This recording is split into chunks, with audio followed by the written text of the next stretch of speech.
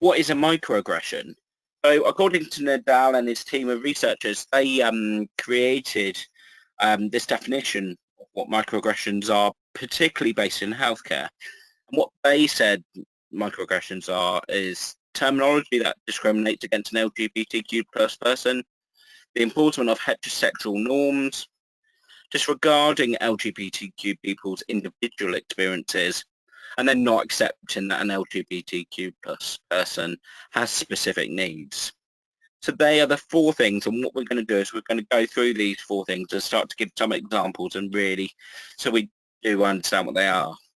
So when we think about terminology that discriminates, so the biggest one is probably misgendering an individual. So if somebody's transgender or gender non-conforming or non-binary, by asserting our views on the binary and calling somebody male and female if they don't identify as that can be discriminatory, but also using the wrong pronouns if somebody is on the binary but is maybe transgender and you just make that mistake. Now, this is different from making a mistake. This is continued use of misgendering.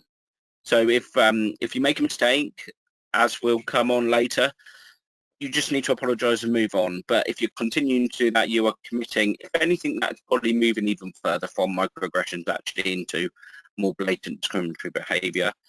But it's the repeated misgendering that we quite often see. Also labelling. So, oh, that's the gay resident or that's the queer one, which we sometimes do see. And sometimes people don't necessarily mean it negatively. But it's asserting labels to people. Not everybody identifies with the label that you assign. So for example, I am non-binary. I then don't identify as gay. I identify as queer because my view of gender means that I don't see myself as male, and being gay is male attracted to male. So you need to think about how complicated sexuality and gender is and the interplay to just make sure that you're not asserting your beliefs and your terms onto somebody else. So just being a bit more vague really about it generally helps here.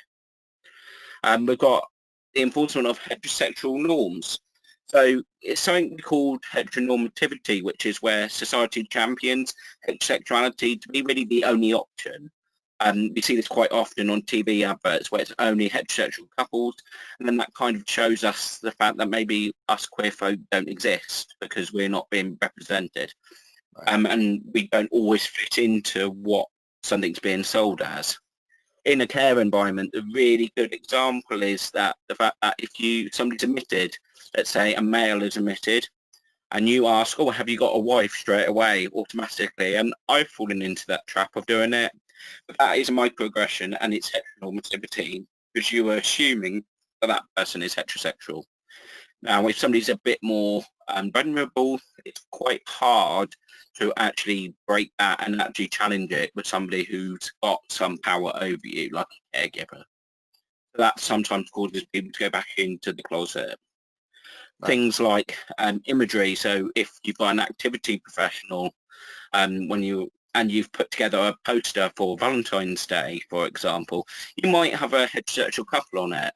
And I've got a quote that we come up to soon, but that can be really not very accepting if you're not heterosexual. And maybe we can think of maybe more gender neutral ideas, just maybe two hands holding each other or just love hearts, something like that. Then that's not excluding people. We've got assumptions about how somebody should dress or present themselves. So, for example, there are some people who are non-binary that are very androgynous and actually not assuming that how somebody should look and putting your beliefs onto somebody, basically, particularly when somebody needs that help to dress. And then not recognising same-sex partners is also an issue, particularly in hospitals. Quite often hear that somebody's just seen as a friend and not actually the loved one, which can have a negative impact and doesn't make it welcoming then for the partner to actually visit either. Right. So, and then the next definition or category is disregarding LGBTQ plus people's individual experiences. So we quite often hear, and this is more from the doctor's side of things, that I do hear that people think that they know best over the person who they're actually treating. So I've heard a lot that doctors take trans people off hormone treatment due to polypharmacy. That they're like, oh, well, they've got dementia, they're quite unwell, they don't need this because then they've got too much medication. Whereas actually that's not valuing that person and what's maybe important to that person. It's kind of also an over-reliance on the medical model that we're not thinking of that person's social needs either. We've also got respecting the wants of an individual. I put here, ask queer folk love a flag. And if you've seen the LGBT community, we've got a flag for pretty much everything. And what you've got to think is sometimes those flags are really important to us. So if we're in a nursing home or care home, we might want to have our flag up on the wall, which our heterosexual peers might not have the same type of thing. So understanding that actually we hold things a bit differently, or hold things as important differently to heterosexual people possibly. Next, we're going on to accepting that LGBTQ people have specific needs. So a bit like what we've said before, sometimes health professionals disregard LGBTQ people's needs, and this is all particularly evident when somebody's got dementia and maybe their voice isn't heard as much and it's disregarded a lot more. People living with dementia are quite often disregarded as confused, unable to communicate, which quite often is wrong. But unfortunately that makes somebody a bit more vulnerable to all of these things.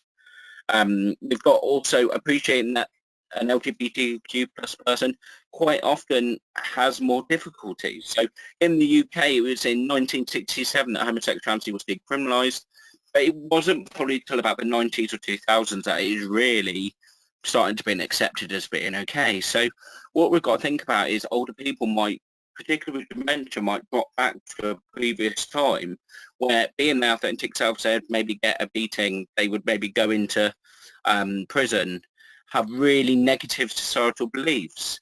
So we've got to sometimes think that actually this person needs a little bit more help.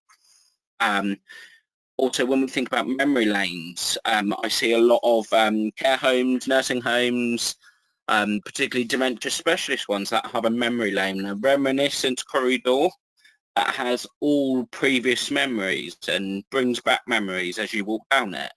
Now, these are quite often memory lanes, the main corridor up to the dining room, for example. Somebody who's LGBTQ, that might be an awful experience walking down there, bringing back really traumatic beliefs or experiences. Now, I'm not saying we shouldn't have these reminiscence areas, but maybe not the main corridor that everybody has to walk down. That's not very person-centered. Maybe have a corner that everybody doesn't have to go past to have that area, because reminiscence is fantastic. It is a brilliant tool, but not for everybody. Right.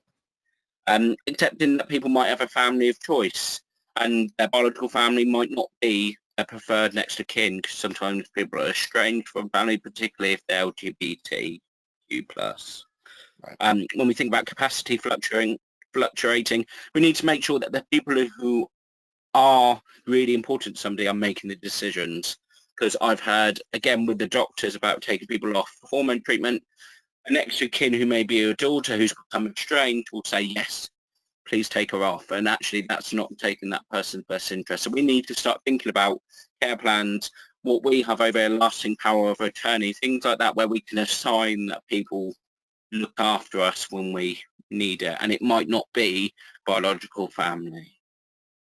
And then we need safe spaces. So quite often if something's happened or somebody feels intimidated, we need to have a space that is safe for people from the LGBT community. When you think about us queer folk, we don't always feel comfortable in heterosexual spaces. That's why we have LGBT venues like gay bars, stuff like that, because that is then when we feel most comfortable.